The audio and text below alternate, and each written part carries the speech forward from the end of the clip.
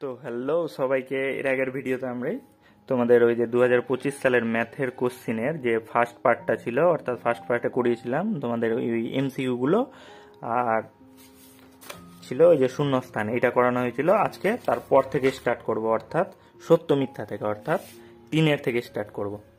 তো কি বলেছে 3 1 নাম্বার বলেছে, একটি যৌথ ব্যবসায় দুই বন্ধুর মধ্যে একজন XYZ টাকা Y মাসের জন্য এবং অপরজন Y2Z টাকা X মাসের জন্য নিয়োজিত করে। তাহলে চুক্তির শেষে তাদের লাভ্যাংশের অনুপাত হবে নাকি X:Y। এবার দেখতে বলেছে হচ্ছে কিনা। তাহলে আমরা কি জানি যে XYZ টাকা কত দিনের জন্য দিয়েছে? Y মাসের জন্য। তাহলে এদের দুজনের যদি মূলধনের অনুপাতটা লিখতে যাই, তাহলে কি হয়ে যাবে এদের দুজনের মূলধনের অনুপাত? অর্থাৎ প্রথম বন্ধু XYZ টাকাটা কত দিনের জন্য রেখেছিল? Y দিনের জন্য। তার মানে এই XYZ টাকাটা কতদিন খেটে গেছে অলরেডি? Y দিন। Y দিন তো না, Y মাস। তাহলে XYZ into Y is to দ্বিতীয় বন্ধু যে আছে সে কত টাকা দিয়েছিল? Y2Z টাকা। এবার সেই Y2Z টাকাটা কত দিনের জন্য খাটিয়েছে? সে X মাস, অর্থাৎ ইন্টু X। এবার হয়ে যাচ্ছে এটা যদি গুণ করি তাহলে XY2Z, আর এই দিক থেকে গুণ করলে XY2Z। তাহলে দুদিক থেকেই সব জিনিস কেটে যাচ্ছে। তাহলে কি পড়ে থাকছে? 1:1। কিন্তু আমাদের কোশ্চিনে কি দিয়েছে? X:Y হবে নাকি? কিন্তু হলো কি আমাদের 1:1, অর্থাৎ সেম বেরিয়ে গেল অনুপাতটা। তাহলে কি অ্যান্সার? এটার অ্যান্সার হয়ে যাবে মিথ্যা। তারপরে 2 নম্বরটা কি বলেছে, 6x² plus x plus K is equal to 0 সমীকরণের বীজদ্বয়ের বর্গের সমষ্টি 25/36 হলে কে এর মান হবে নাকি 12। অর্থাৎ বীজদ্বয় বলতে আমরা কি জানি? বীজদ্বয় বলতে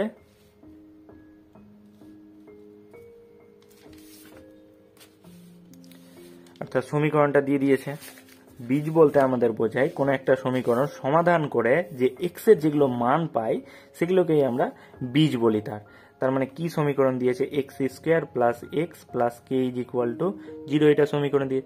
এবার ধরে নিলাম এই সমীকরণ দুটার বীজ হয়ে যাচ্ছে কি আলফা আর বিটা। এবার আমরা কি ফর্মুলা জানি? একটা বীজদ্বয়ের সমষ্টি কি হয় নাকি মাইনাস এক্স এর সহগ, অর্থাৎ b/a। বি বলতে এক্স এর সাথে যেটা থাকে, অর্থাৎ মাইনাস এক্স এর সাথে কে আছে? কিছু নাই, মানে 1 আছে, তাহলে 1। আর এ বলতে কার সহগ? x² এর সহগ, অর্থাৎ x² এর সহগ কে আছে? 6, তাহলে 6। তার মানে বীজদ্বয়ের সমষ্টি পেয়ে গেলাম কি -1/6। আর একটা কি ফর্মুলা জানি? বীজদ্বয়ের গুণফল, সেটা কি হয়? c/a, অর্থাৎ সি বলতে কি আছে? ধ্রুবক টার্মটা, অর্থাৎ কে, আর এ বলতে 6, অর্থাৎ k/6। তাহলে বীজদ্বয়ের সমষ্টি পেয়ে গেলাম এটা, আর বীজদ্বয়ের গুণফল পেয়ে গেলাম এটা। এবার প্রশ্নানুসারে আমাকে কি বলে দিয়েছে? প্রশ্নানুসারে বলে দিয়েছে নাকি বীজদ্বয়ের বর্গের সমষ্টি, অর্থাৎ বীজ দুটো নিলাম তাদের বর্গ, অর্থাৎ α² প্লাস β², এর মানটা হবে নাকি 25/36। এবার এখান থেকে α² প্লাস β² এর ফর্মুলা আমরা বসাতে পারি α প্লাস বিটা তার হোল স্কোয়ার মাইনাস 2α β সমান 25/36। তাহলে আলফা প্লাস বিটার মান জানি 1/6 তার স্কোয়ার মাইনাস 2 আলফা বিটার মান পেয়ে গেছি k/6 সমান 25/36। তাহলে এটা হয়ে যাচ্ছে 1/36, আর যেহেতু মাইনাস দুটো আছে তাহলে প্লাস হয়ে যাবে। আর এখান থেকে যে 2 আর 6 কাটলে 3 আসবে, অর্থাৎ k/3। আর এই থেকে 25/36। তাহলে এই দিক থেকে লসাগু যদি করে নিই, তাহলে 3 আর 36 লসাগু 36, তাহলে 1 মাইনাস 12k সমান 25/36। এবার 36 নিচে নিচে কেটে গেল, তাহলে 1 মাইনাস 12k সমান 25। তাহলে 1 মাইনাস 25 সমান 12k, তাহলে মাইনাস 24 সমান 12k। তাহলে এই দিক থেকে এবার k এর ভ্যালু কত হয়ে যাবে নাকি -24/12, অর্থাৎ -2। তাহলে k এর ভ্যালু কত পেয়ে যাচ্ছে? -2। কিন্তু কোশ্চেনে কি বলেছিল? k এর ভ্যালু হবে নাকি 12। তার মানে এটাও কি আছে আমাদের? মিথ্যা। তারপরে 3 নাম্বারটা কি বলেছে, ABCD একটি বৃত্তস্থ চতুর্ভুজ। বৃত্তস্থ চতুর্ভুজ কাকে বলবো? বৃত্তস্থ চতুর্ভুজ বলতে বোঝায় যে একটা বৃত্ত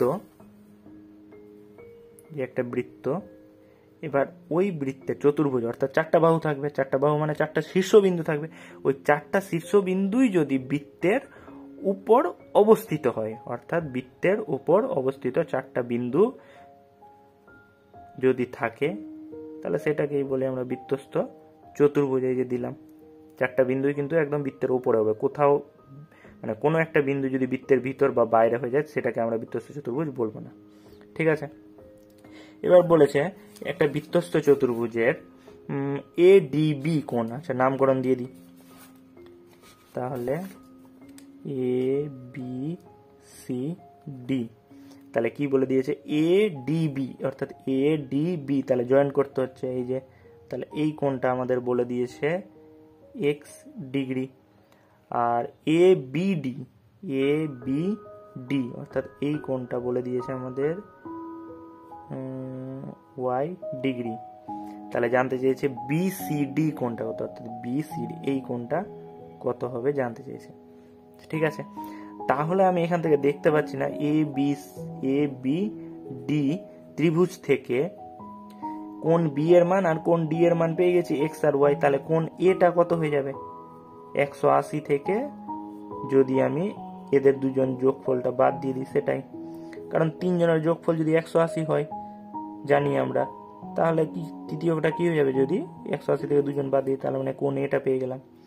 আবার একটা বৃত্তস্থ চতুর্ভুজের ধর্ম কি, যে বৃত্তস্থ চতুর্ভুজের বিপরীত কোণগুলি পরস্পর কি হয় নাকি সম্পূরক। সম্পূরক বলতে দুটো কোণের বিপরীত দিকে দুটো কোণের যোগফলটা সবসময় 180 ডিগ্রি হয়, অর্থাৎ কোণ A আর কোণ C যোগ করে হবে 180। এবার আমরা A কোণের মান পেয়ে গেছি, তাহলে C কোণটা কি করে পেয়ে যাব, C কোণটা যদি আবার 180 ডিগ্রি থেকে বাদ দিয়ে দিই কোণে A কে, সেটাই হয়ে যাবে C কোণ, অর্থাৎ 180 ডিগ্রি থেকে A কোণটাই যে এই ফুলটা যদি বাদ দিয়ে দিই, তাহলে 180 degree minus x degree plus y degree, তাহলে আলটিমেট যদি ব্র্যাকেট তুলে দিই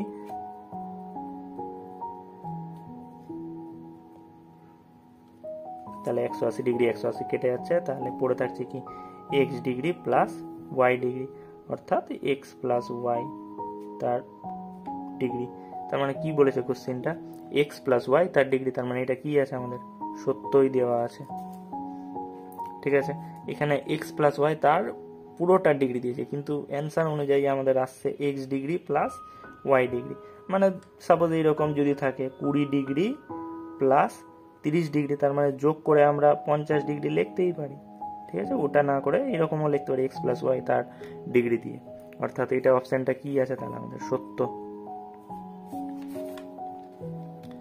তারপরে নেক্সট 4 নম্বরটা কি আছে, 0 degree less than theta less than 90 degree, মানে থিটার মানটা 0 থেকে বড়, 0 ডিগ্রির থেকে বড় আর 90 ডিগ্রির থেকে ছোট, নাকি 0 হবে না আর 90 ডিগ্রিও হবে না, মোট কথা 0 থেকে বড় হবে আর 90 থেকে ছোট হবে। ঠিক আছে, হলে সাইন থিটা নাকি বলেছে less than sine square theta হবে।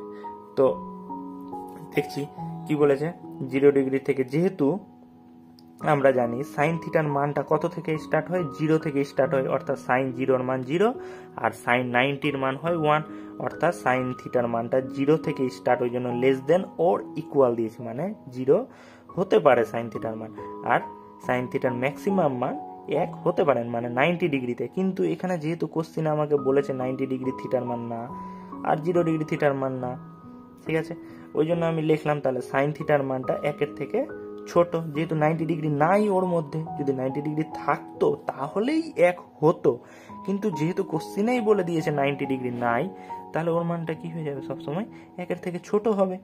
ঠিক আছে, যেহেতু থিটা 90 ডিগ্রি নাই, তাহলে এখান থেকে আমি লিখতেই পারি অতএব সাইন থিটার মানটা সাইন স্কোয়ার থিটার থেকে অলওয়েজ বড়, তাহলে আর এই দিক থেকে আবার সাইন স্কোয়ার থিটাটা লেস দেন সাইন থিটা, মানে এটাকে খালি উল্টে লিখে দিয়েছি, তাহলে কি হয়ে যাচ্ছে এটা আমাদের মিথ্যা।